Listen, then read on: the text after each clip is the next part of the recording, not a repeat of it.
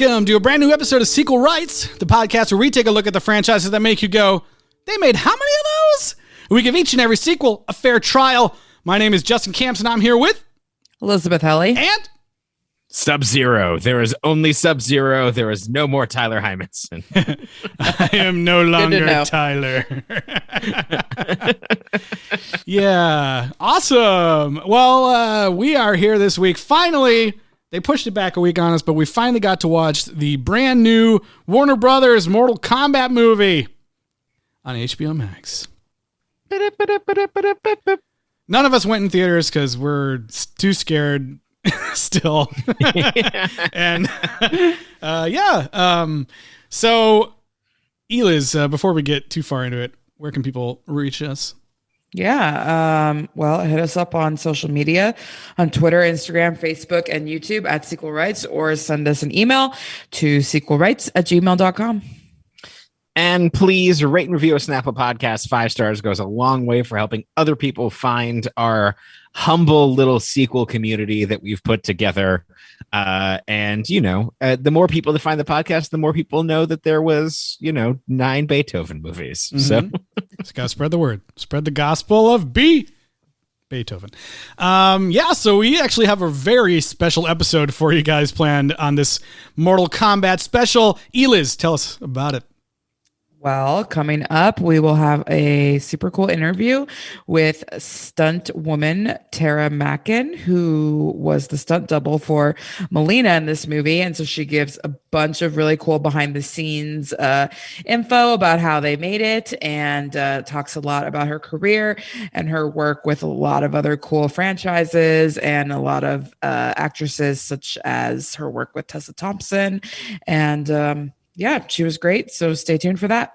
That's right. That'll be coming up in a little bit. But first, Mortal Kombat! First learned about this 7 years ago on a mission in Brazil to capture a wanted fugitive. When we got there, it tore through our unit in seconds.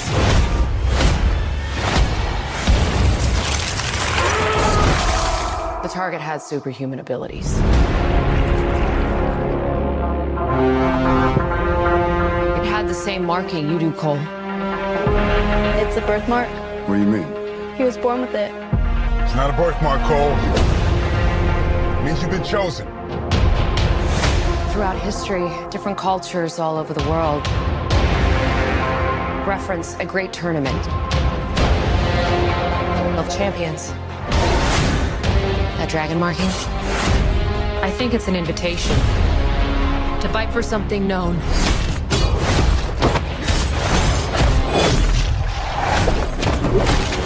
As Mortal Kombat. God, we're just waiting so long for her to say. I love the trailer's like, I think that marking is an invitation to something that's called a tournament with the name of Mortal Kombat. I'm just like, come on, lady. Well, interestingly, that's how the movie treats the tournament as well. The tournament doesn't exist. What tournament? Yeah. I guess it kind of... we'll get to it. We'll get to it. I just have one question for you, Tyler. Yeah. What's your Arcana? Oh, I wish that it was a big spinny metal hat because I love me some Kung Lao. My Arcana would probably be Master Bo-Rai chose, the Drunken Master. Okay. I don't even know what mine would be, but it could be robots. It could be tiny baby robot arms. It would probably be beard related or something. I'd grow some crazy beard that whips around like octopus arms and hits people. Yeah. I don't know. Man. I don't even, was Arcana even in the, is that a thing? No, that's a construct for these. For this? Just, okay, not the other games or anything? No. Oh, goodness. I don't know. Okay, well, I guess mine would probably be like Disney trivia or maybe selling Girl Scout cookies. Those are the two things I've been best at throughout my life. You could sling Girl Scout cookies with the speed and accuracy that they actually kill people. Now that I think about it, I'd be more like Mysterio. in like lots of illusions. Drones? Yeah, you're just Yeah. like super smart and faking Spoilers. things. Yeah. Oh my God. Oh man. Well, yeah, Mortal Kombat reboot 2021. You guys, the start of this movie, I was like, wait a minute, didn't we already see this? Yeah. Didn't we just watch this movie last week? But this man doesn't know his name is Scorpion yet. That's And true. also, we're probably like Well, neither did one the of only like 2% of the audience that had that experience. That's Probably true. less than that. That's true. Well, I don't know. If I think if you're a huge Mortal Kombat fan, you probably already watched the animated. Animated. Yeah. But yeah, But yeah, we're in Japan, which Mm-hmm. I kind of forgot that any of this had taken place in Japan. But the characters are the same, exact same names as that animated movie. You got Hanzo Hasashi and his not yet Pokemon Master son Satoshi. This time he's got a wife and a little baby, baby girl. and they're being invaded by the Lin Kuei. That they make it. They do a decent job of that. Bin Han. Bihan, I believe. Bihan. That they speak in Chinese and Japanese, and that they that was cool. don't understand each other, but they hate each other. God Yeah, I damn it! thought that was kind of funny because like the audience almost gets more information that either of them has. Yeah. Like they'll speak in their own language, and then he'll be like, "Well, I don't know what you just said, but also I hate you, and I'm gonna kill you now." You know, like, but we get to see all the subtitles, so Yeah. you know. I like that detail. I thought it was good. I was a fan of that. Yeah, that was cool. I'm surprised you guys didn't just like jump right in with who we have playing Scorpion in this movie, since he was on Lost and all that. You guys don't want to reference a Lost thing right away? Nobody likes that part of Lost, okay? Nobody likes the temple. The temple. That's all everyone was I waiting love for. Hiroyuki Sanada for all of his various roles as a Japanese man, but not the temple. Not you, temple. You don't get to come to our Lost reminiscing. I was when I heard that he was cast as Scorpion, I was like, hell fucking yes. And I was like He's really awesome. excited to see him in this because it's like, he got to be badass in Westworld. But this one I was like, this is going to be over the top. And I'm just excited to see that. And it didn't disappoint. Yes, this opening scene is awesome, although it is funny that everything's happening while he's still like there's multiple shots where he's still just like fussing with the water buckets. Hey, you never know, like when these things are gonna happen. It did make it feel that much more real, but then I love the dramatic shot of the water buckets just being knocked asunder. Yeah, I was like, these are the pearls of this movie. The water Yes. buckets are the pearls. It was funny, like, because when Bihan starts attacking, they all start attacking his little village or something. I didn't feel like the place where he was getting water was super far away. So I'm like, how would you not hear this already? Like, you're just like, peacefully at the Ice well. is quiet, Justin. Yes, exactly. Everyone's like, the old saying, like, quiet as ice. That's a thing people say. Totally.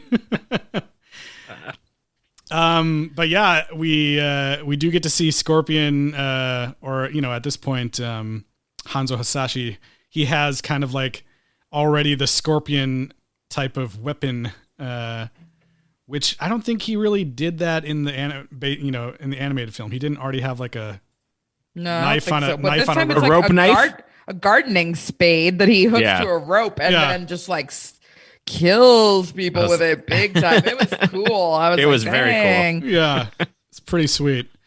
But yeah, I mean, he fights Sub-Zero, and just like in the animated film, he does not win that battle. But he has that awesome, like, remember this face. God damn it. Which is insane that like at this point Sub-Zero already has his ice powers and that he has nothing. Yeah. Yeah, we have to talk about Sub-Zero because I was like, I don't know if there's other movies that have like, I guess it's like early Wolverine stuff or something, but the fact that blood comes out every time the ice comes out of his hands, I was like, dang, that is like nasty. And also I was kind of like, dude, what if Elsa had that? That'd be like insane. Or Frozone.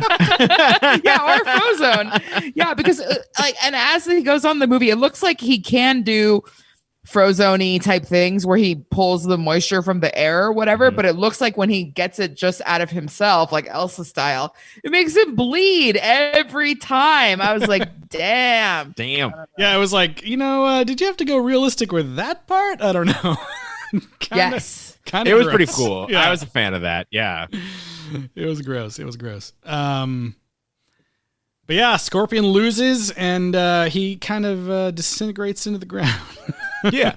as one does when they die. And then we cut to an MMA fight that's pretty much just like every other MMA fight. Wait, Raiden saves the baby. Oh, yes. That's right. And it's a girl baby. And so I was like, oh man, maybe like this is going to be like Katana or like a cool female character will be the protect. No, I should have just not let my mind. She was a total nobody. Nope. It was just a baby that had a kid later, who had another kid later. But that's not a story we need to see. Nope. Just go forward all the way to present day, please. I want to watch a movie about lineage only. I did love... Give us Richard Linklater's boyhood version of Mortal Kombat. We want to see all 9 tournaments in real time.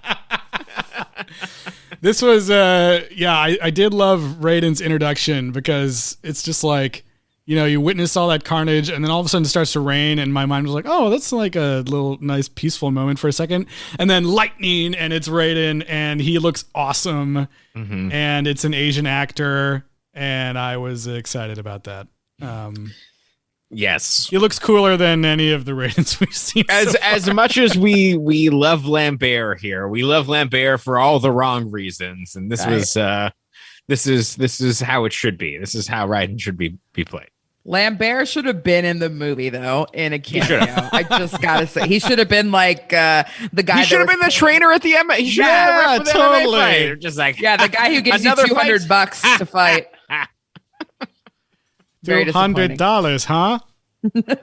Yeah, I mean, I don't know. Even that role, it would have been like, can you say one line normally? Like a normal human being. How dare you? Can you say one line? Please. Like you're not an alien wearing a human suit. Yes. Yeah, so we're like you said, I think we get the Mortal Kombat title card and then we're introduced to some guy we've never heard of before. Yeah. Which I kept like waiting, like, oh man, who is this guy? What's his name? I don't know this character. And then it was a guy named Cole Young, who I believe is an a fabrication for the movie. Although there is a guy who uses like riot batons, but I don't think it's supposed to be him. No, I'm pretty sure that this is a brand new character from what I've seen, and he's supposed to be the bloodline of Hanzo Hasashi. And I was like, dude, he's not even Japanese. Like, his name's Young, but then later they reveal that he was like adopted. So I guess he was adopted by white and or Korean people. But anyway, I mean, he's a character we don't know, but he's fine. I don't know. He's fine. I will talk.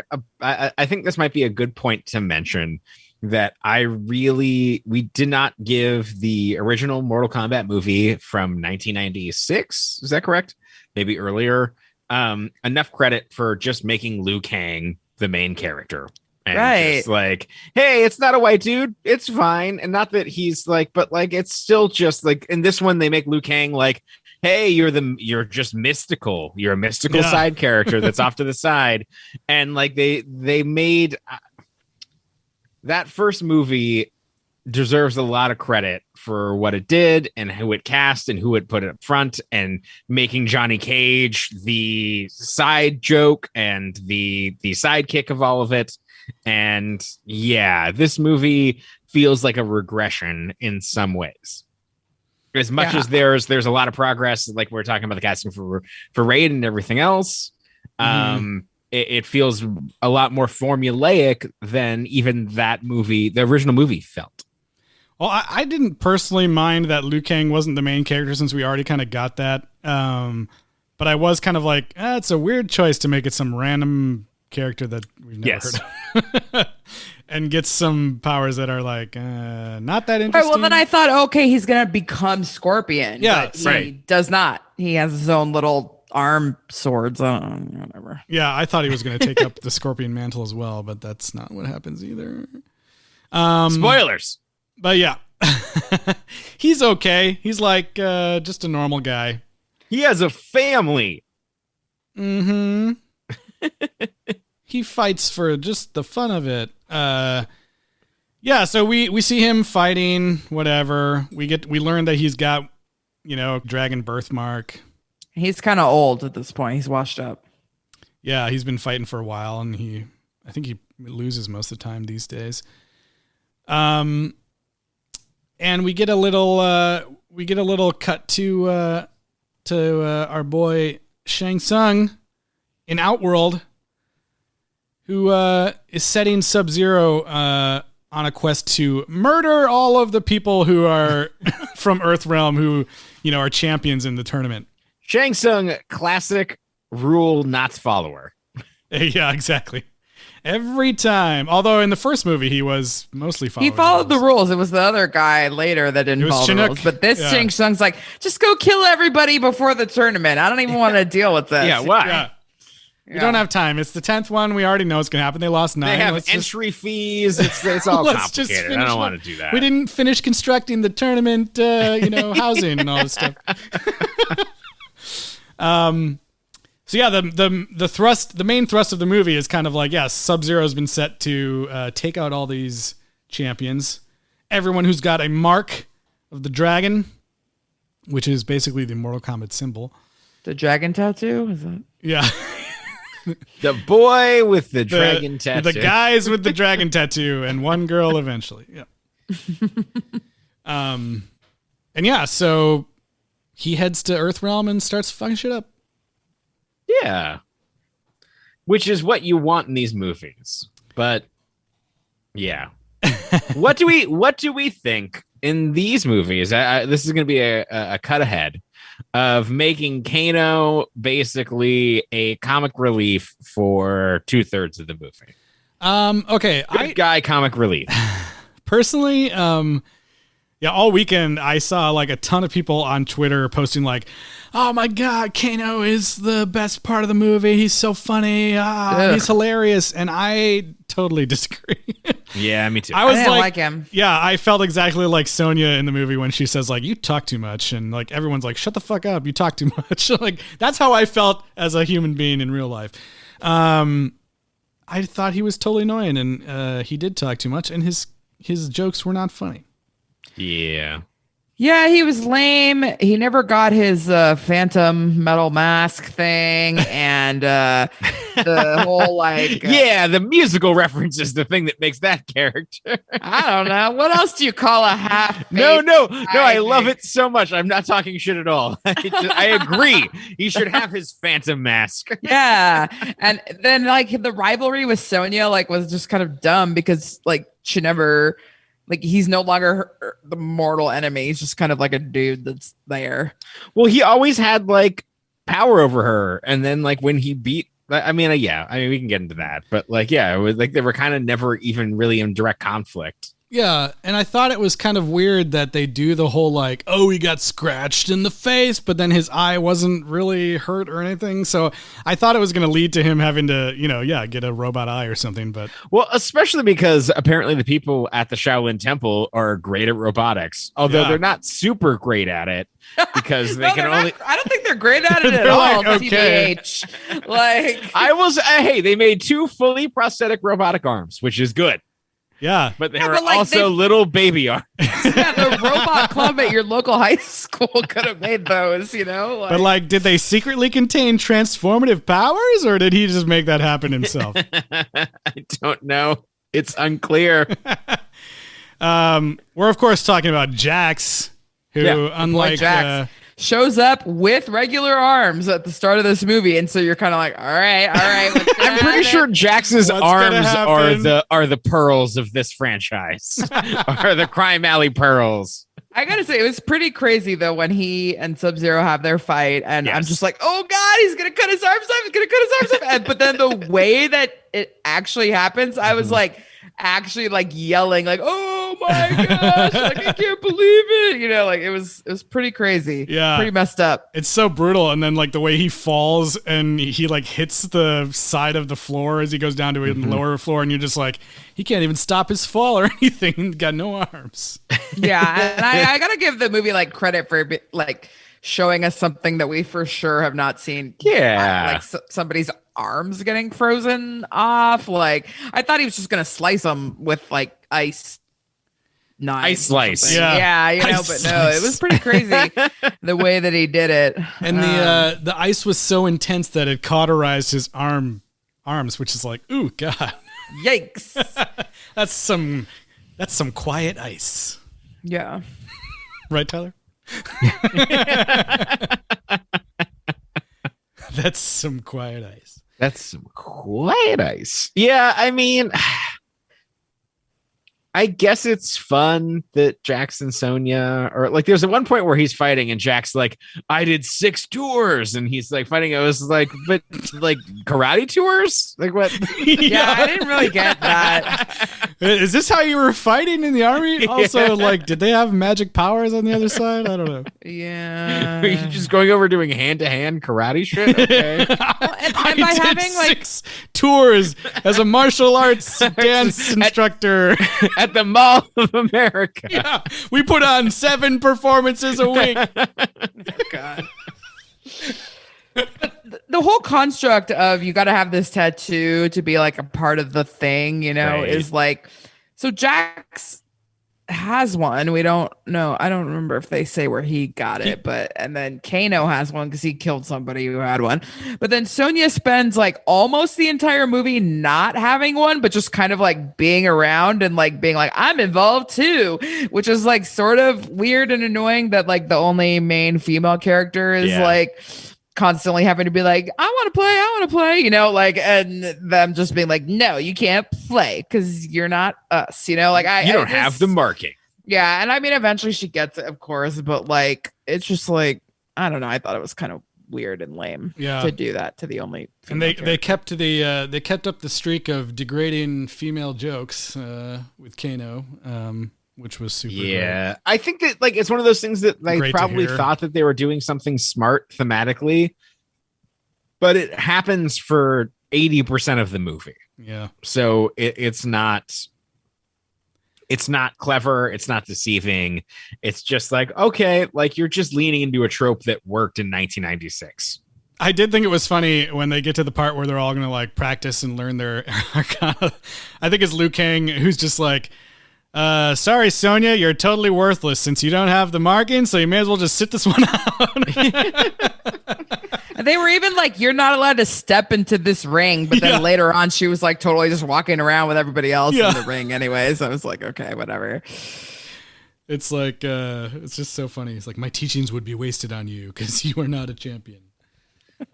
You'd just be holding us back. So we got Lord Raiden is assembling his crew. We're getting these people together. Yep. All the champions of Earthrealm. I mean, I guess we skipped over the reptile fight and all that stuff, but you know. Yeah, whatever. reptile comes. I did like Kano just ripping his heart out, which was pretty great, but Yeah. I was kind of like, wouldn't if his spit is or blood or whatever is burning you, wouldn't you get your hand burned? But maybe not. If it's in his You're spit, thinking about it too much. his spit valves. Yeah, I'm sorry, I don't know what I'm talking about. Combat with the K. I don't know what I'm talking about. I do like, when Sonya's showing Cole all those photos and he's like, what the fuck are you talking about? They don't even spell it right. That was great. I was like, that was the best meta joke maybe in the entire movie. Yeah. Even though it was like such low hanging fruit, it was great. We did see a drawing of Nighthawk in there as well. Yes, we did. I did like this movie's sense of world building a little bit. I guess it was really surface level, but I kind of liked the idea that we could see maybe different eras of Mortal Kombat and flesh out this world a bit. Yeah, and I mean they at least pay tribute. Like my boy Kung Lao has his, talks about how his whole deal is that his, ancestor was the ultimate champion, and it was only with his failure that even all of this started to happen. So, just having him being a main character was exciting for me, and also pays tribute to the world building that you're talking about. Yeah. Even though it is incredibly surface level. It is, but it was like enough. I felt like it was a little bit more than the other movies, and it was enough to make me be like, all right, I'd be super interested to see like some backstories or other stories. Let's get that Liu Kang Kung Lao movie. Yes. Yeah. I wish we had more of them. Oh, Me man. too. Less of Kano, but you know, whatever. Yeah. So yeah, Jax gets like really lame baby robot arms, but then eventually when those get broken, then he gets his like, legit, because that's his Arcana. Like, it's unclear if your Arcana is like something that's always been with you, or if it's just something that happens when something bad happens to you, because like Jax didn't always not have arms. So like metal arms being his Arcana is kind of like, well, Well, what if he feel had like normal arms? Would he just have big buff arms then? Yeah. I was like, I feel like it's totally situational. It's like kind of like whatever happens in the moment, I guess. I don't know. Yeah, that's a good question. So you can conjure delicious pizza because it happened when you were eating a pizza. There was a part of and me. also we never even find out what Sonya's is, right? Because No, after she gets the tattoo, she does. Yeah, she gets those like bracers that shoot. Wrist fire things, which is what she does in the games. Yeah. Oh, okay. She's got like those pink bracers that shoot energy beams or something. Did Liu Kang have fire powers before? Yes. Oh, Yeah. okay. He has the power of the fire dragon. He just didn't use them in any of the other movies, really. Yeah, he got real Dragon Ball-y in this Oh one. yeah, I do like the one part where he's just like, "Here, come next to me. I will warm you with my burning hand." Yeah. The wife and daughter who probably should have been dead if the other guy's family was dead. Yeah, I was like, "Oh, you just could have melted them, and that would have been fine." Yeah. Okay. I didn't realize they were still he didn't have the breathing powers either. of hell at that point. That's true. He did die. You had to go get wood and tinder and start a fire. that scene. I guess that scene. I would just remember this when Scorpion is like dying and crawling towards his baby that's crying. I was like, this is so sad. He can't get there. That really fucked me up.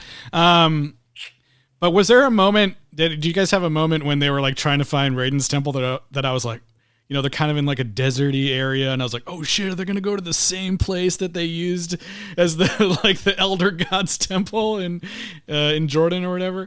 Yeah. I thought so, but then I was like, no, all of this is too low budget. Well, yeah, they were totally in some sort of cave or something, but that was cool. Again, yeah, I did kind of I thought that I liked Liu Kang in this movie. I thought his introduction was kind of funny. Yes. Where they like see him in the distance like a mirage, and it's like the music swells and he's in the sunset, and then he's like, I am Liu Kang, hello. But I kind of liked that he was there kind of to give the history of the games, and I felt like he lent a kind of like, this has been going on for a long time, and you get that feeling of, oh, like this guy knows what's up. He's done this before. Yeah. He's the guy bringing our newbies along. I did kind of like him in that role. And he just gets to be so sassy later on in the movie. Him and Kung Lao, it was just so fun. So yeah, They made- because Oh, go ahead. Go ahead. No, I was please just do. gonna say, because Shang Tsung is basically just cheating this entire time. He even shows up at the Raiden's temple with his crew.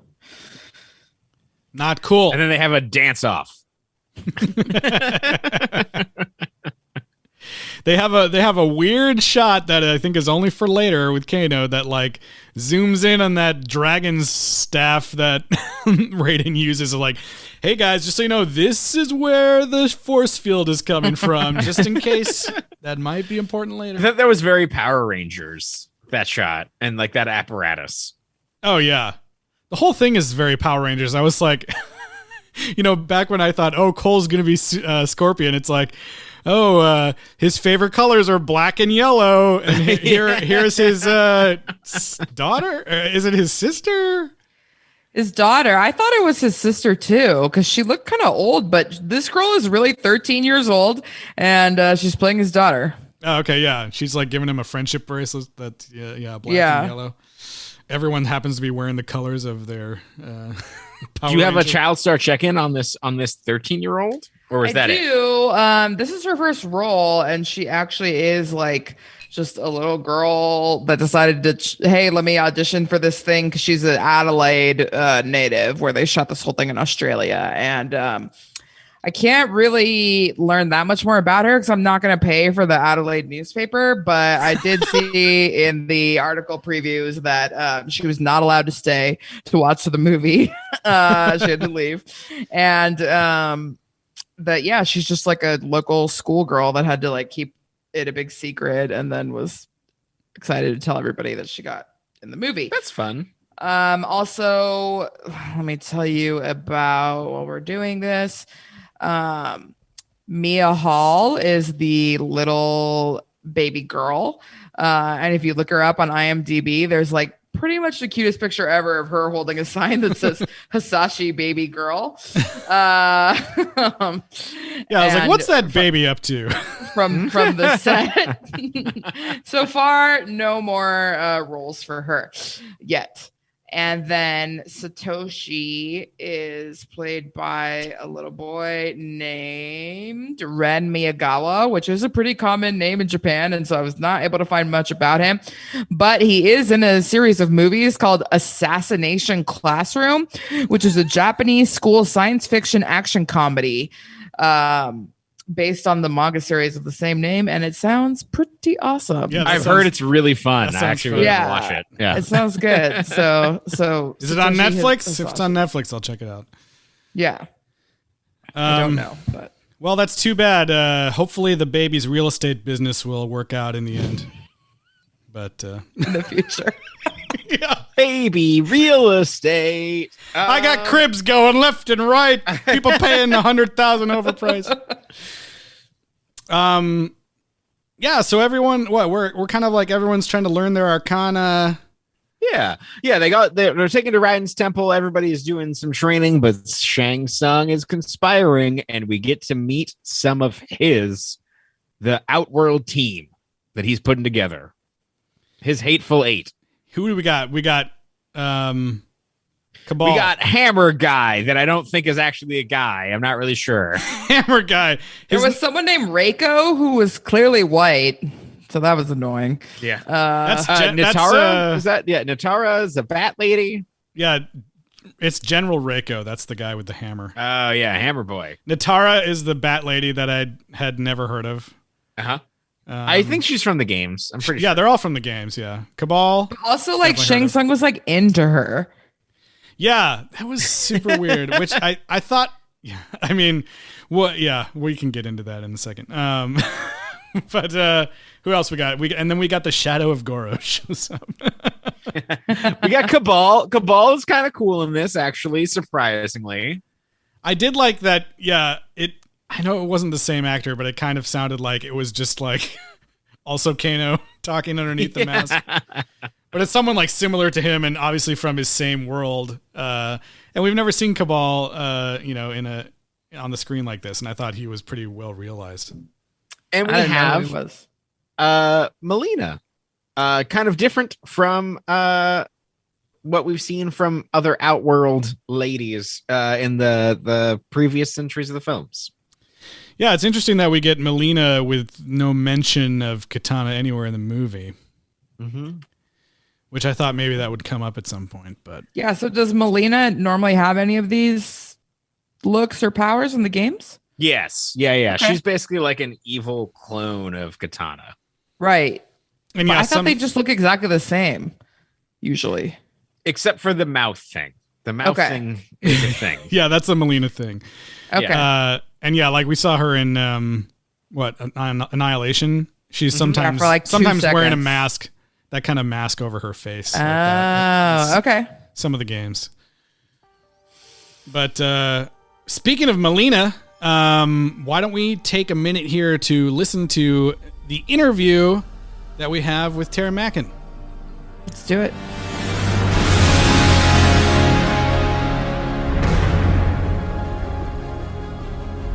So we're super excited to be able to talk today to Tara Mackin, who is a stunt performer that appeared in this most recent Mortal Kombat film. Thank you so much for speaking with us today, Tara. Yeah, thank you so much for having me. I'm really excited to be here.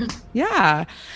So I guess just to start out, can you tell me a little bit about your background and how you got involved in stunt work, or what drew you to this profession? Sure. So growing up, I did a lot of gymnastics and martial arts and dance. And obviously when I was a kid, growing up in like the 90s and stuff, you always play video games and got into this whole universe, right? Right. But I thought back in the day that just actors did all the cool action, because when I was younger, Jackie Chan did all his own action. So I just assumed that's what they did. And as I got older, I realized I was like, oh my God, so you can have a whole career and just do all the fun parts of acting and kind of skip all the boring stuff. Well, then I'll just do all the cool shit. And I'll just go thrive in that. So that was kind of my start to the whole shebang that is stunts. Okay, that's so cool. So for stunt performers, I don't know how much people know, but are there like auditions or tests you have to do to get the role, or does the coordinator just kind of bring in their people and then you just make it happen? Well, it all depends. I mean, when it comes to stunt performers in the States, it's very much a small knit community and is skill based, and there's a lot of specialists in that community. For example, if you're doing Ford versus Ferrari, they're going to hire the best drivers in the world to create those action scenes. And conversely, the same thing applies if the movie is like a big martial arts heavy movie, they're going to find the best person for that job that's just specific in that skill set. So there can be auditions, but necessarily it's usually word of mouth, but also reputation, I guess. Mm-hmm. Whereas if you're a stunt performer in different regions, like if you're a stunt performer in the UK or Australia, then there's a grading system and there's a union that's just for stunt performers. So you need to have a certain amount of skill sets in different areas to be qualified to be on a set, to do stunts. So there are different avenues, just depending where in the world you're at. Okay. I guess while we're on this subject, I had noticed obviously on your IMDb that you have worked with some actors like multiple times, such as most recently Tessa Thompson. Looks like you've been working with her a bunch. Is it kind of like up to the studios to hire you separately, or are you just like, when she's in a movie, she's like, this is my person and it's a package deal? Pretty much the second half. Usually it's my girl, and this kind of needs to happen. Yeah. Great. And what's it like working with her in so many movies so far? It's been a beautiful friendship and a beautiful relationship since like maybe 6 years ago. Yeah. And it's really cool to just watch her progress in her career and to evolve as an artist. And it's really amazing just to be along that journey and to also just build that bond and that trust that you can establish and create cool action, knowing that that her character is honored and safe and does exactly what she needs to do.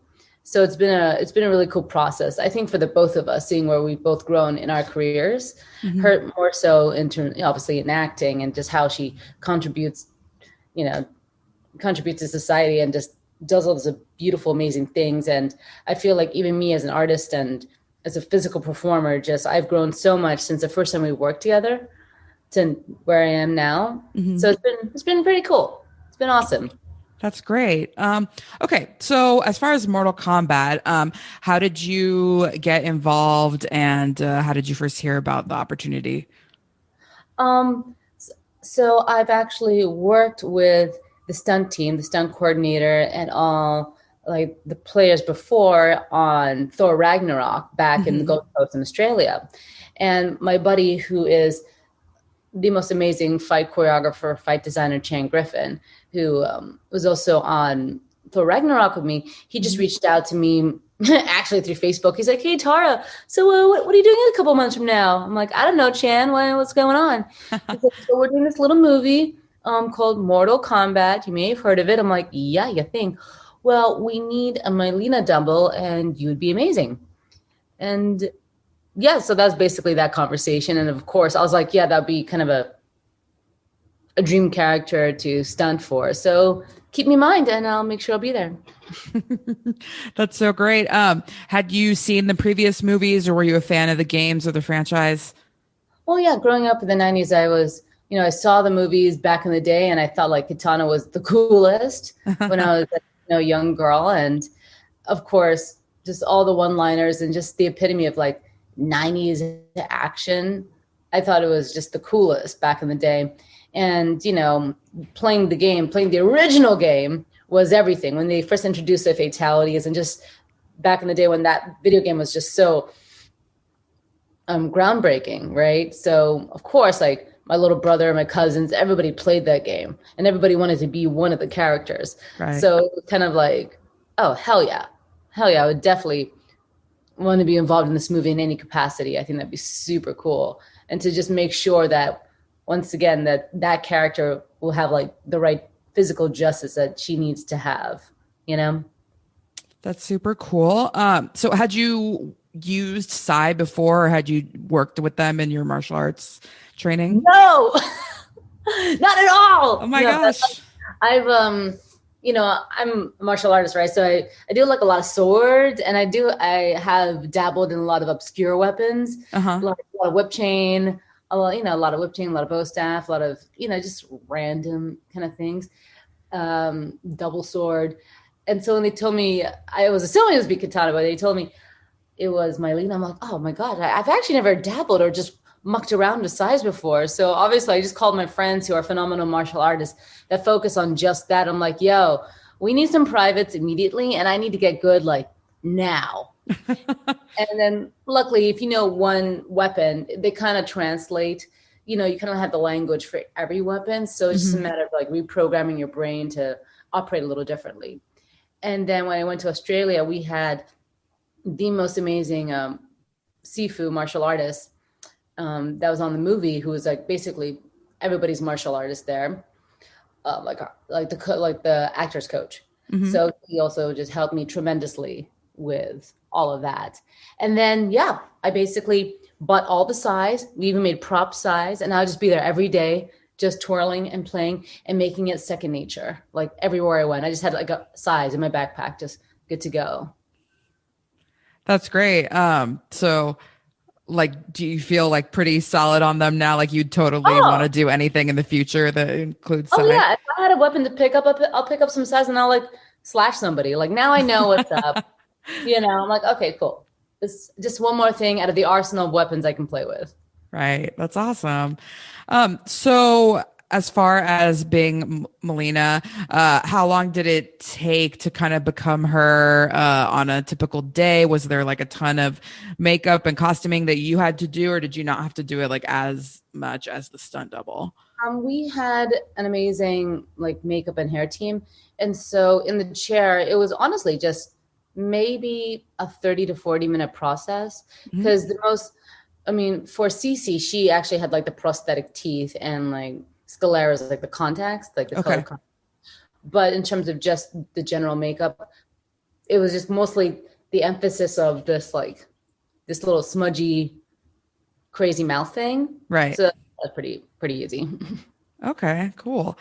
And then she also has the ability to like teleport around during these fights. So was it, how did they choreograph when that was involved, like this big fight between her and Cole, where she's using that a lot? That was so much fun to do, because it hasn't been, at least, how action always evolves in terms of the generations. So for example, the last couple of years, the really in vogue style of martial arts is like John Wick choreography, right? So you do like a lot of judo, a lot of jiu-jitsu. And then before that, you would have like a lot of Black Widow choreography. So you do a lot of like luchador kind of moves. So going back to doing this kind of particular movement set that involves a lot of teleporting, like a lot of wrapping in and wire work and creating action and fights with wires, so you can do crazy shapes.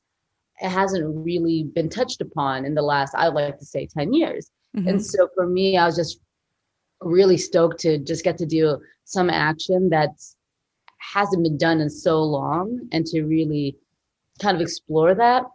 So we did, and I'll go back. So wire work, you're probably thinking, what the hell is wire work, right? It's you have a harness on, and there's multiple different variations of harnesses, and they'll connect a wire to you, or like a line, right? And then the other side of the line is a guy off a ladder, and he jumps off said ladder, or it'd be like on a system.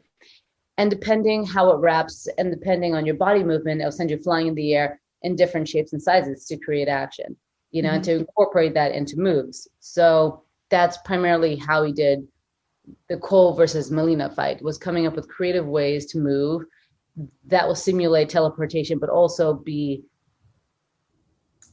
physical enough that you can do some fight choreography into these cool moves. That's great. Okay. So what would you say, was that like the toughest fight, or what was some of the toughest stunts, or your favorite on Mortal Kombat?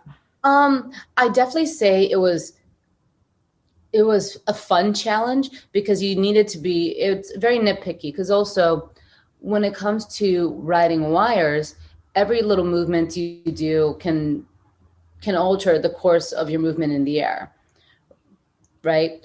And so for me, it was challenging in the sense that I just had to be really focused to make sure that my body positioning was perfect. Like, if you watch the movie again, there's a part at the end of the Melina versus Sonya fight where she does this big gainer full back out move, right? And she lands on Sonya.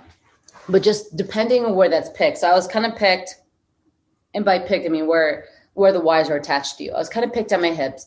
I was in this rotational harness called like a swivel harness. So it allows you the mobility to move in multiple directions. But because of that, you need to have the utmost control so you don't over rotate and get lost in the air. So it's just little things, for example, doing that when I was going, and we rehearsed this multiple times in order to get the action repeatable.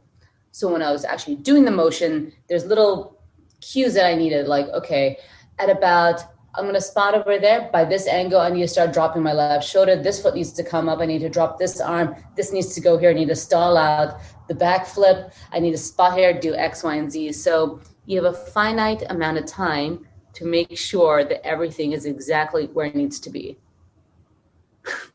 Meanwhile, you have people fussing with your hair and your makeup and your wardrobe, and there's lights, and there's an actress on the ground, and all these things are happening, right? And you just need to be steadfast and make sure that you are exactly where you need to be and what you need to be doing. Okay. So I know, a loaded question. I know. Definitely. So what was it like then working with the actress Cece on this film? Cece is wonderful. She is like a ray of light. You know what I mean?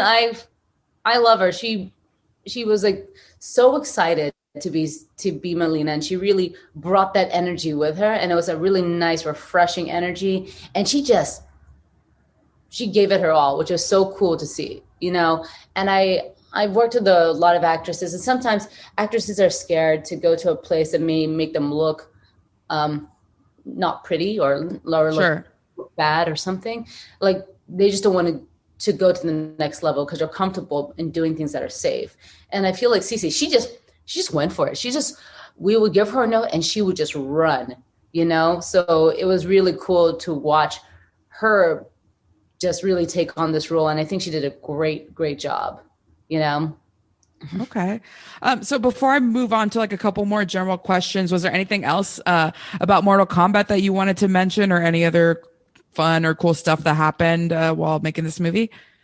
I'd just like to say that the stunt team is one of the best stunt teams in the world. Is Kyle Gardner. He's a second unit director, and and it was just cool because being on this movie, it was so martial arts heavy, and I really was happy that they just had that essence to it. So you had Sifu Nina Pilar, who was the martial arts Sifu, who was there every day. So every day we're like, can you just teach us some cool stuff? Because we're not that cool, and worlds of information that we just want to steal some secrets off you.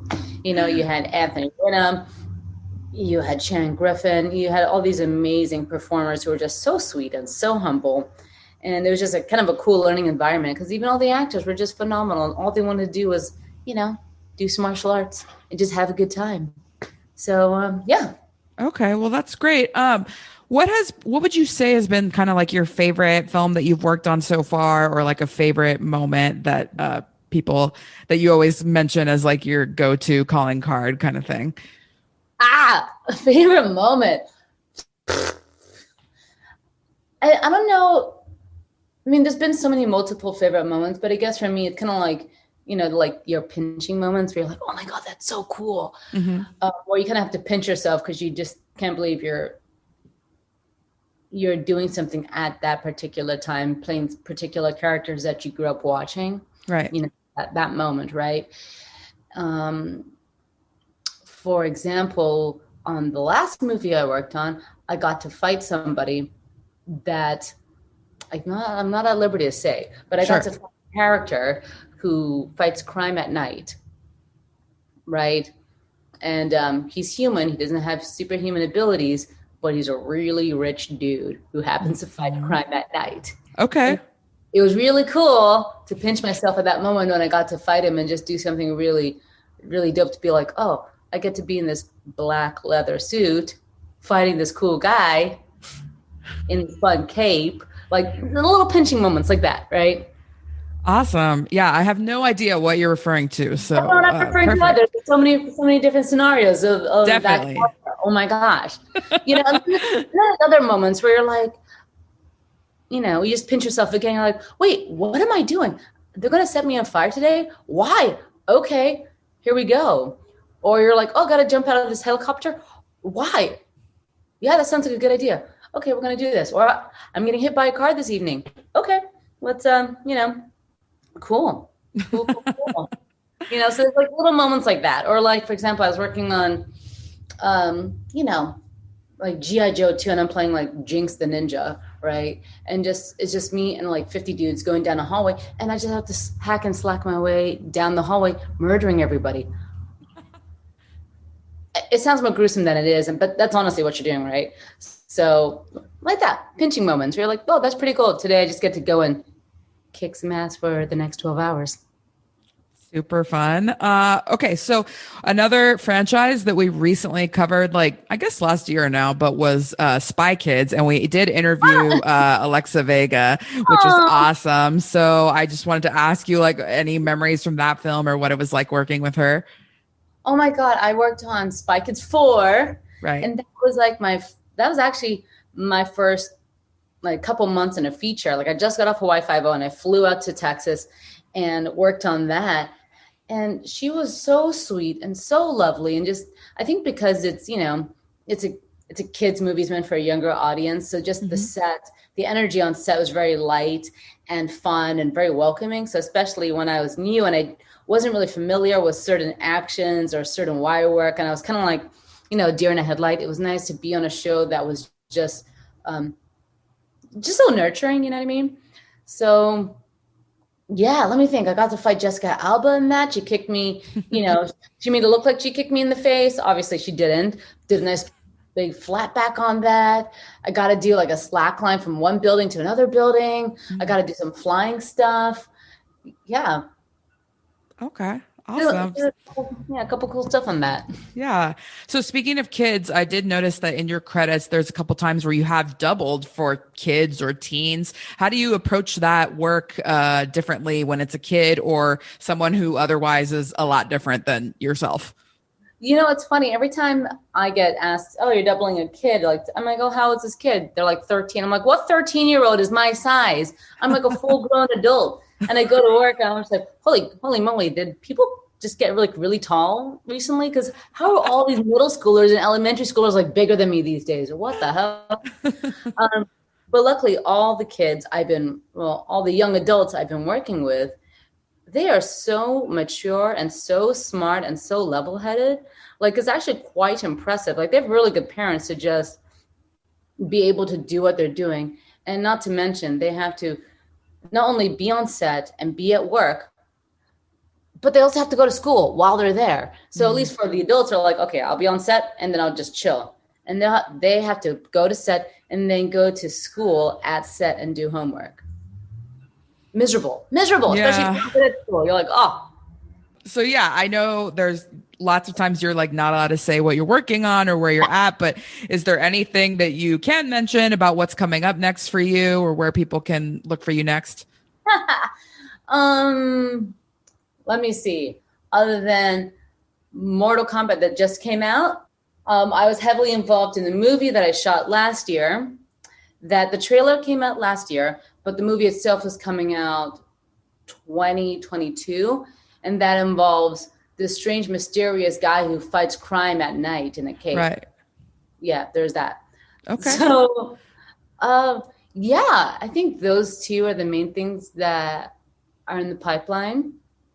And then I'm currently working on this project that I can't talk about, but you know. So when you're in Australia, do they put you up in like an apartment or are you living out of hotel rooms or how long? Yeah, they put you up in like a long stay apartment hotel situation. Okay. It's not hybrid, so I'm currently in said hybrid. Right. But so home is LA or somewhere else? LA. Yeah. Okay. Great. Love LA, miss LA. I'm going to be there very soon. But yeah. Okay. Well, was there anything else that you wanted to mention or anywhere that people can follow you on the internet? You can follow me on my Instagram. It's very difficult. It's just at Tara Mackin. Boom. That's about it. Okay.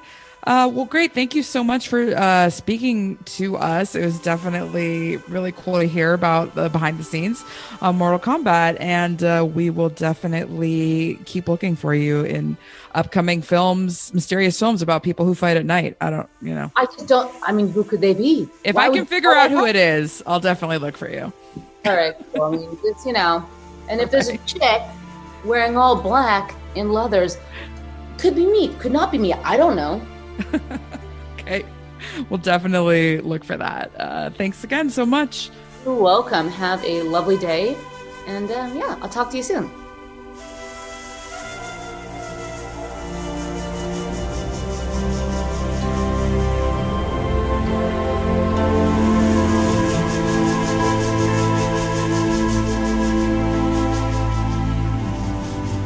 All right, that was super great. So awesome to have Tara with us this week. Thanks for doing that interview, Eliz. Sounded like you guys had a great time.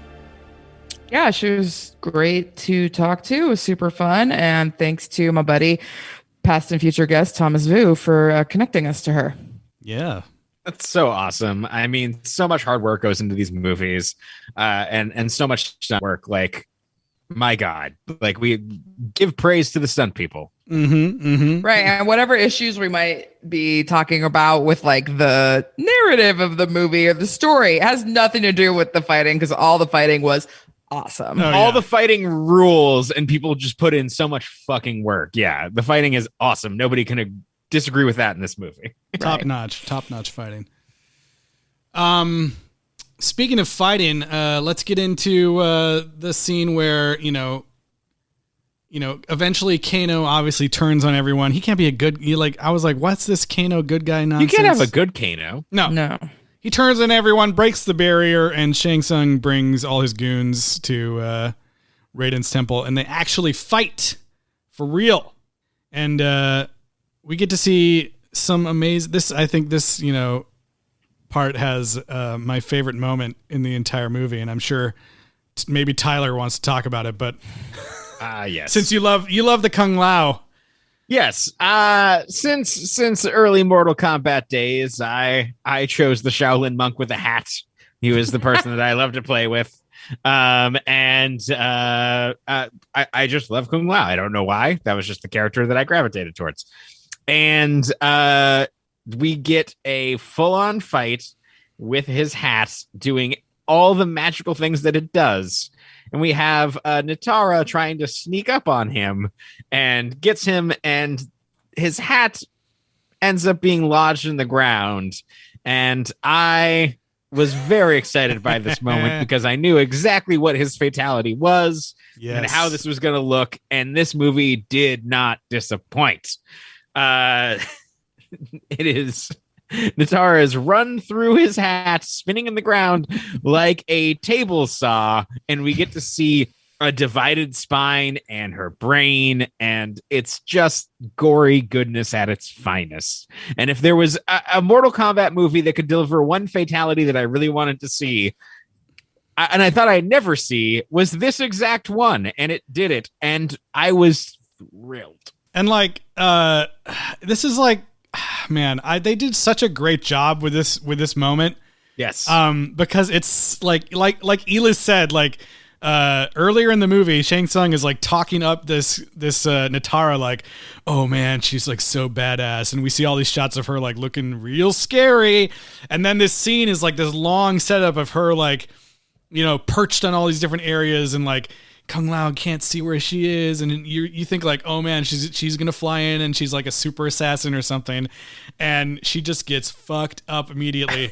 And I know like we were talking about and like maybe hating on some of the fan service, like, are they gonna say lines from the game?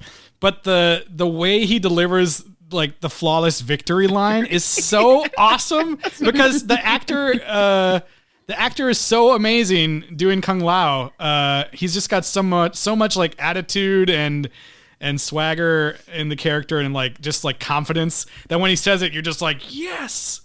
I just want to see his movie, like in the games. So cool. Like, so there's like a Revenant version of Kung Lao, so we do get to see Shang Tsung steals his soul, unfortunately. Sad. And the best effect in the movie. It looks great when this happens. But like, I just want to see. I would watch a full feature film of this actor battling his way through hell with Scorpion.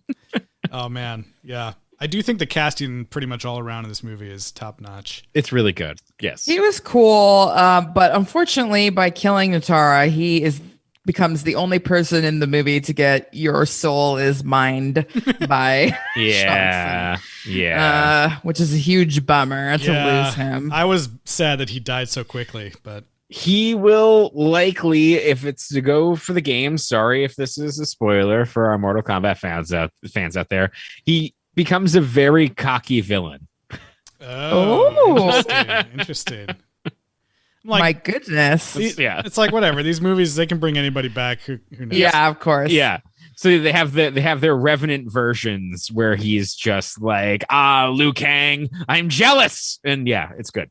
Oh, he was just like by far the coolest character, and like, yes, they made him awesome. Like, yeah, like his intro when he just shows up teleporting out of the ground, and you're like, oh fuck, what? I love how they do the teleport out of nowhere. Like, nobody else can really do that. Actually, Cabal's teleport's really cool, and Shang Tsung's entrance effect is awesome. Oh, that kind of smoky, yeah, murky, watery thing. Yeah, that's very cool.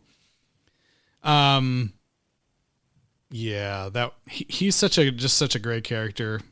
Yes, I think all three of these young Asian guys in this movie are really good. Mm-hmm. And it kind of made headlines because I guess Louis Tan, who plays Cole, actually like admitted in interviews, like, I was devastated that I didn't get Shang-Chi, and like cried, you know, like, and I'm sure that all three of them were probably up for it, you know, and so he was happy that he got to do Mortal Kombat, you know, even though he didn't get to do Shang-Chi, but yeah, I mean, they all probably would have done a great job with that. Yeah.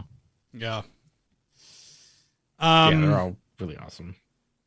Yeah, so that was just like, you know, yeah, the other thing that moment and like the movie in general, and also like Godzilla versus Kong, when I was watching, like, this movie and that one more than any are like really making me miss the theater going experience. Yeah. And I was like, you know, afterwards, after watching it the next couple of days, I was like, I wish I could have just gone to see this in theaters. I mean, it's like, I know it's there, but I'm not fully vaccinated, and I know this would have been so much fun, and we would have had a blast, like, seeing this with a crowd, and it was making me very sad.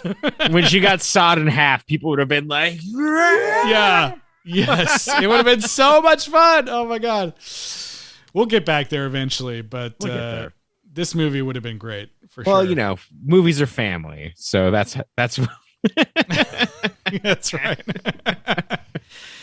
So everybody has their Arcana except for Cole, and also Sonya, I guess, because she doesn't count yet. But then, Justin, there's a character that gets introduced that's going to bring Cole his Arcana. Well, you don't like the scene where like Cole's like, I can't do this. I've got family win. And Raiden's just like, get the fuck out of here. Yeah, that was Go so the weird. fuck home. Even though I guess that was part of his plan. I love his Hero's journey. He's got to refuse the call. Yeah, you know, yeah. blah blah blah. Yep. I did love where he was just like, I saved a baby 300 years ago to have this plan pay off, and it didn't. Yeah, So he literally is like, he's like, I thought you were going to be the chosen one, but you're not. You suck. He says the same thing they said to Sonya, basically, like, if you don't have an Arcana, you're a liability, so GTFO. But then it's Goro. Goro. CG Goro. That's Prince Goro to you, Tyler. Uh-huh. Jesus, get it right. Fair enough. Yeah, he goes back to his family and he's like, all right, I can spend the rest of the movie being normal. But yeah, Goro shows up and he's gigantic, you know. and He looked kind pretty of awesome. cool, I thought. He did. I mean, even though he wasn't the cool puppet, but I don't Yeah, know he why looked they didn't good. just use Kevin Michael Richardson because he's obviously maybe he was too busy at this point. But yeah, Well, he didn't even have any he didn't say anything, right? no, not really. Or He looked did, awesome, though. Or did he say like, prepare to get your arms ripped in half? Like, didn't someone say that at some point? I think so. I But thought maybe he said it was like, when they were in the cathedral and they saw like a painting or like a lenticular image. they were like Goro stained whipping glass something. windows of Goro. Yes, yeah. I thought he said something like, now you're going to get your arms ripped off when he was like holding Probably Cole. did. Or maybe that was It's in hard my to mind. tell what actually happened in this movie and what was your inner monologue. Yeah, it's totally. hard to tell the difference. Prepare to die by arm dismemberment. But yeah, threatening Cole's family is just too much. And that's what brings out his Black Panther armor.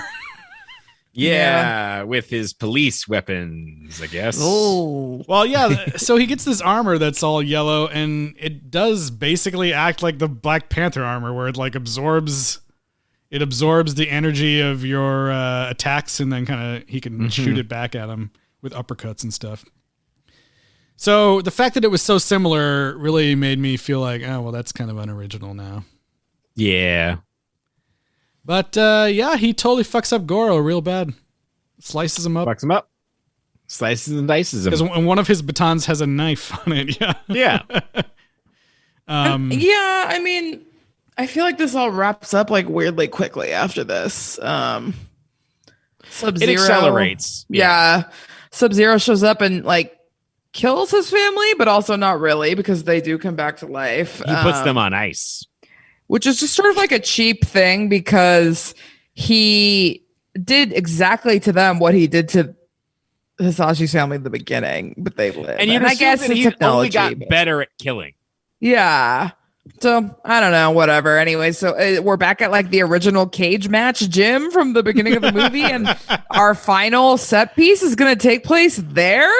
Like that was lame. I'm sorry. Like I was like, it's happening here, and then no Mortal Kombat. Like I don't know. Okay, so I'm it is weird that there's no tournament, but there is a track on the soundtrack called The Tournament. So I'm wondering if what they consider the tournament is the moment when we find out Cole is like, "Hey Raiden, you can teleport people anywhere you want, right?" And then they kind of split up and fight each of the different enemies in different areas. Yeah, I think that they force that. I mean, it's like they're fighting in the different video game locations of like now you're in the Frozen. Well, MMA Jax and that General Raiko guy are in the most like Mortal Kombat stage of all of them. It's like you're on this one tiny bridge.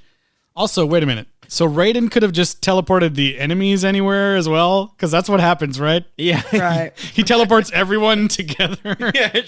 Couldn't he just like teleported them all underwater or something? I don't know.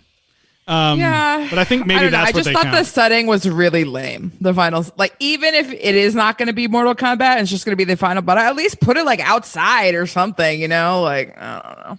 Yeah, it is frozen over, so it looks slightly different, but The Paul W. Sanderson movie had some really awesome sets that really mimicked the background of the levels game. from the game. Mhm. And I agree that this frozen out MMA cage is kind of lame. yeah, it wasn't an epic battle. I mean, the battle was epic, but it was not an epic location. Right. And so Asashi shows up. He's Scorpion now. I did like the detail that every time the Scorpion thing comes out of his hand, he also bleeds, much like Sub-Zero bleeds when he does the ice. Yeah, but, I was glad it wasn't some sort of reptilian creature like it is in the first movie. Right. It was just the blade. And yeah, this fight is pretty awesome. Sub-Zero does lots of cool moves. They're pretty well matched, actually. Yes. No, yeah, they're really fun. And He does say, "Get over here." he does in a very exciting, like, this is what's happening way. Yeah. He doesn't say any of his other well-known lines like "Get down here" or "See you later, suckers." He doesn't say any of that stuff. They probably asked Hiroyuki Sanada to say that stuff, and he was like, no. No, thank you. See you later, suckers. See you later, suckers. But it does get to the point where it's just like the other movies do such a good job of like setting up these one-on-one fights, and this last fight put Sub-Zero in such a pantheon and then everybody has to come in and help to kick his ass in a way that's like, okay. Well, not even like, it was weird because they made it, the original plan was that like, okay, we're going to fight our individual people and then everyone was going to come and fight Sub-Zero, but it really ends up only being two people, and one of them they didn't even know was going to be there. Yep. So I'm like, what happened to the plan? Where's everybody else? But And like Raiden can help, right? yeah, I got to say, He's allowed to help. He's not allowed to help. I feel like he keeps going back and forth. yeah, I got to say though that Scorpion's introduction is the moment when the score from Benjamin Wallfish finally comes in with the dun dun dun dun dun dun, and so I was like, it would just give you like a teeny little bit here, and then something else happened to give you like a couple more notes there. yeah. Yeah. And that's the moment when he first appears, and I was like, yes, here we go. I wish it wasn't in the trailer, because like that exact moment with the music was in the trailer, and I was just like, Oh, yeah, Brian, I didn't watch it. Yeah. Yeah. I mean, Overall, the whole movie needed more of that song. totally. But it was kind of funny how they did it. I mean, it reminded me of the time that I went to like a free Rick Springfield concert, like in Brea in the summer park or whatever. And like between every song, he would like play like a little lick from Jesse's Girl, and everybody would be like, and then he would just play some other song that nobody cared about. And then like finally he got to it at the end. That's what it was like. I did like the score overall from Benjamin Wallfish. It's very electronic, and there's lots of cool kind of like almost like playing a harp with synths where it's like in action moments. And part of me was like, this is awesome. And then the other part of me was like, in 20 years, we're going to be like, man, this sounds dated as fuck. Yeah, we might. Right, yes. But for now, it sounds very cool. It sounds really fun. I agree. He did a great job. Yeah. So, I mean, eventually they beat Bihan. That's what happens. They do. And then I guess they kind of set it up for a sequel. Kinda. I mean, they 100% do. He was like, I'm off to Hollywood, and everyone knows exactly what that means as soon as he says it. You don't even have to see the poster. Yeah, I was like, you don't even have to see. They even the show Johnny Cage's dick. But we haven't cast him yet, so we're not gonna like, Well, did you guys see all the stuff about the Miz, like trying really hard to be Johnny Cage? Who? The Miz. He's like campaigning super hard. Who is that? Isn't he like a big MMA fighter? Well, why would I know that? Well, I don't know. No, I don't know. He's an American professional wrestler, okay? He's from the WWE. Does he look like Johnny Cage? He does, kind of. I think he would actually be like, good. what about Joel McHale?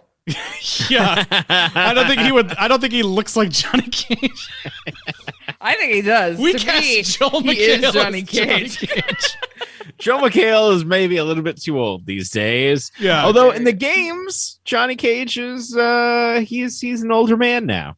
We cast Christopher Mintz-Plasse as Johnny Cage. Michael Cera Michael is Johnny Cera. Cage. Oh God. Well, maybe you'll know who the Miz is when they cast him as Johnny Cage when the next movie comes out. Oh, they gotta get like Pattinson or something. It'll be hilarious. Oh my God. Yeah, I mean that's the Cast end. Nick Cage, make it easy. The only other I wish there were a few more cool like final deaths for enemies, but Me too. Melina gets like her stomach blown out, which is pretty funny. Yep. General Raiko, what happens to him? I don't even remember. Jax Like, uses rips his head off? Let's he talk does some the shit about. arm? Let's Oh, talk some yes, shit about. right, yeah. Let's talk some Yeah, shit he about squishes Jax his really head. quick. That's right. That was kind of funny. Fatality. Jax has tiny arms through this whole thing, and then he has like mom strength of like my baby's dying, and then just grows like buffer robot arms. I did like after he killed that dude, he was like, "Yep, these will do."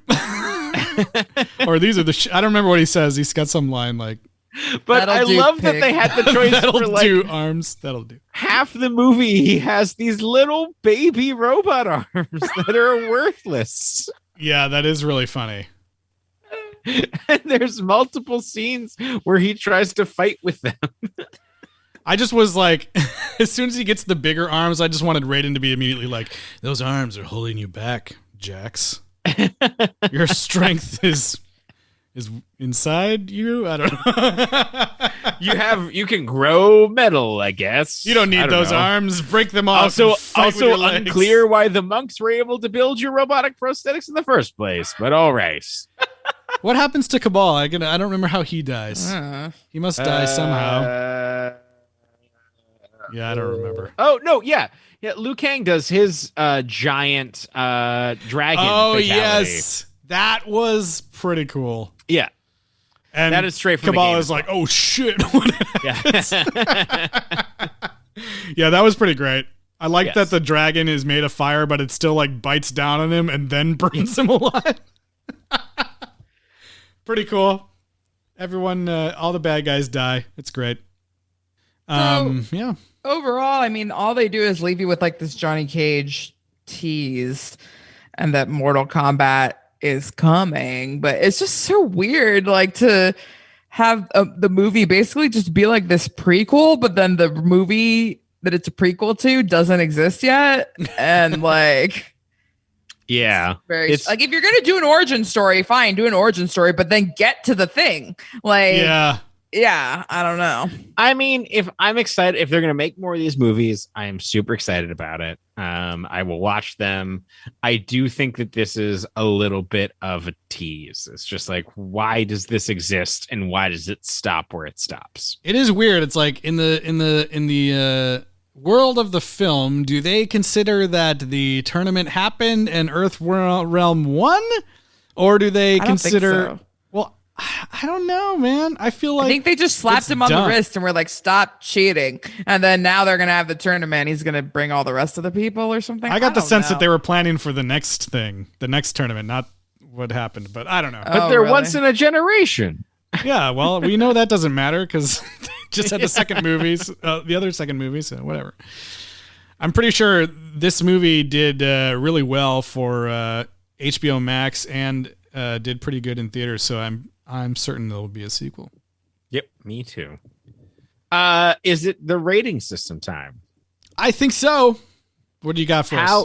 How many murderous garden trowels would you give? Ooh. I Mortal thought you were Kombat gonna say garden gnomes. garden Oh, gnomes. Oh, that- you know what? There's definitely multiple. We didn't even talk about. I forgot about but that.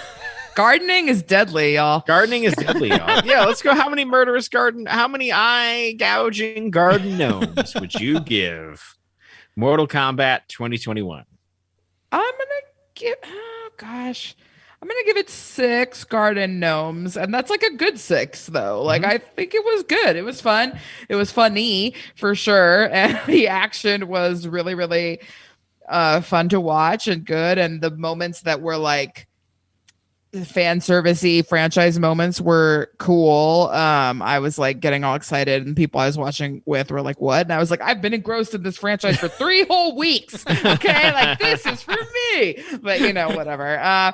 So yeah, that was exciting, and the fighting is just awesome, so good, so fun to watch. But yeah, I think overall, just the story and the events that happen in this movie and how they're trying to lay it out over the franchise is just sort of weird. And I also don't really know why we need Cole, but he's here. He's fine. He has powers. Yeah. I'm also going to go with a 6. I think that's a perfectly fine score. I had a lot of fun with this movie. I think that there's oddly, there's just so much more lore for like, I feel like that this series is much like, it's exactly what you want. It's dumb. And this happened. Like there's a lot more stuff and story that's here. And I feel like this is very surface level. That being said, the execution of all the fights and the choreography, I think were really fun and incredible. And I wanted to see more Mortal Kombat in it. I feel like it felt like it was Warner Brothers again being a little bit of ashamed of some of the more fantastical elements of some of their franchises. Although I say that in a movie that a woman is cut in half by a hat. I was like, are you sure about that? They did some crazy shit. The plot points, they're ready for those scenes, but yeah, I mean, I don't know. But I did have a lot of fun. Like I said, I would absolutely watch the sequel. I hope that this did well enough that they can expand this out and make them as wild and crazy as these movies deserve to be. Yeah. I am going to give it 7 eye gouging garden gnomes. I'm sorry. It up. We could have gone to hell with Scorpion. I had more fun maybe than you guys. I don't know. I've got pretty much everything I wanted out of this movie. Like, yes, the story is, kind of so, and I am like really hopeful and excited that maybe they can get to those kind of crazy things that you talk about, Tyler, from the video games, and my brother has been talking about to me as well. I hope they can get there, maybe with the second movie. Princess Katana. Yeah, but I think there's enough. I think there's enough here in this movie to make me interested in seeing more movies in the world of Mortal Kombat. In this world of Mortal Kombat, I think they nailed the action. Like you said, it's so good, and everything is over the top and really fun. And yeah, I don't know. It was a good time, and like I said, really made me miss the theaters, and excited for what comes next. That's it, and that's all.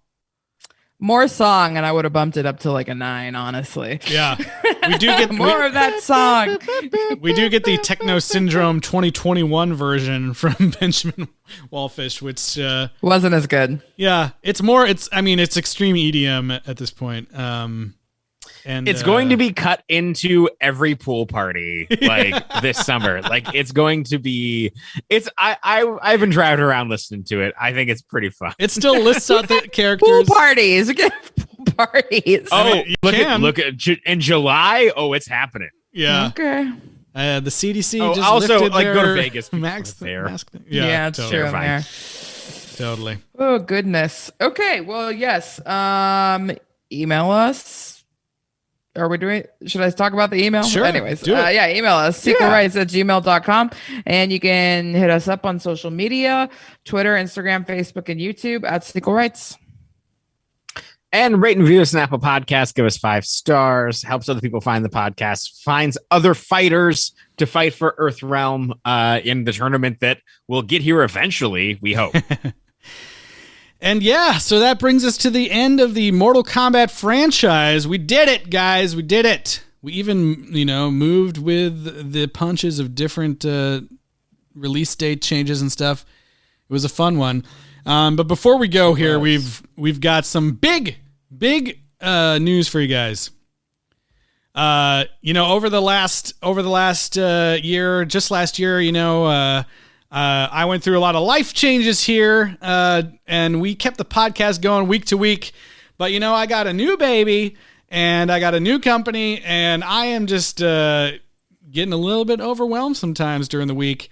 So, as one might. So we, thought long and hard about it, and we are going to, we're not ending the podcast, but we're going to continue on in a slightly different format where we take some breaks in between the franchises. When we're doing a franchise, we'll be going week to week, but then maybe we'll take a month and a half off or a month off or something. And we're going to kind of plan the year out more, looking at, what new sequels are coming out. And we will be like sequel werewolves. When a new sequel arises, that we will come back and start walking you through everything that you need to know before whatever new weird entry is about to happen. Exactly. Yeah, and I just want to say, too, that Tyler and I are also overwhelmed despite not having really changed at all. Everyone's I just have to take care of myself. Yeah. Yeah. It's a lot. But, we still love doing the podcast for you guys, and we know you like it. So that's why we want to keep it going. And, we might be changing the format. But first, we're not going to just leave you guys empty-handed with no episode next week. Mm-mm. Are you kidding me? Of course. Before we even consider changing the format, we're going to go out with the biggest bang we could think of at this moment. Because next week, we start a brand new franchise. And we're going all the way back in time, 14 decades or more. 14 centuries? 65 million years in the making. Million years, yeah. The number 14 is significant for this because we're starting The Land Before Time next week, you guys. Now, hopefully... The most requested franchise. Yeah, I was like, hopefully... 14 entries. Yeah, just think about that. 14 entries about dinosaurs probably doing almost the same exact thing every movie. And hopefully there's not, hopefully there's not some people that are like, fuck, 14 weeks of Land Before Time. Okay, you might be feeling that way. Think about how we're feeling, okay? Think about how we feel. We're doing this for you guys, all right? Yeah, and normally by the time we really start a franchise, boom, and it's over. But since we have so much lead time on this one, I just want to put out the word, if you know someone that has worked on any of these Land Before Time movies at all, have them hit us up because we would love to talk to them about absolutely what they did. Yeah, it would be great, and we'll have nothing but love for them, and it'll be fun.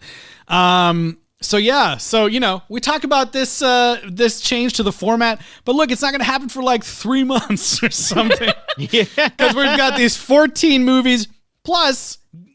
Believe it or not, there's a Purge movie coming out, and we just found out there's a new fucking Cinderella story movie coming out this summer. And you know us, we're not going to miss one of those. So you got at least 16 weeks worth of episodes coming before things even change at all. So you know what? It's going to get crazy. We're probably going to get a little bit loopy around movie 6. Who knows? It might happen sooner. It's gonna be crazy to hear us go insane about The Land Before Time. Yeah, but we'll hold on together. It's long enough that I can feel like we can say we'll be talking about The Land Before Time for the foreseeable future. What are we doing? No, it's gonna be fun. I'm kind of excited. And so just wanted to say thank you guys for all your support. We've been doing this for a long time. We're going to be coming up on 200 episodes here, and we're just happy that you're here, and hopefully you stick with us through the changing our format a little bit. All right. Yes, we're excited to go back in time with you and beyond. That's right. All right. So yeah, after all that, we'll see you guys next week for The Land Before Time. One. The first one. Yeah.